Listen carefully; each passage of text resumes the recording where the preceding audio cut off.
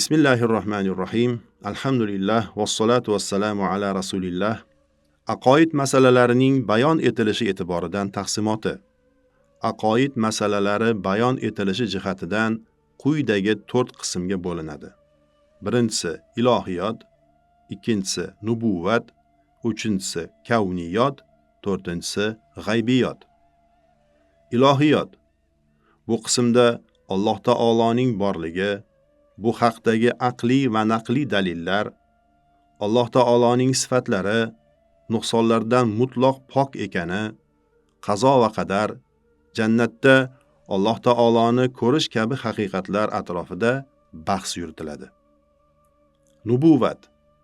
Bu qismda nubuvvat va risolat ma'nolari, vahiy tushunchasi, payg'ambarlar, ularning sifatlari, mo'jizalari va ularga tegishli haqiqatlar to'g'risida bahs qilinadi. Kavniyot. Bu qismda insonlar, farishtalar, jinlar, borliqdagi sababiyat qonunlari va hokazo borliqdagi barcha mavjudotlarning haqiqatlari bahs qilinadi.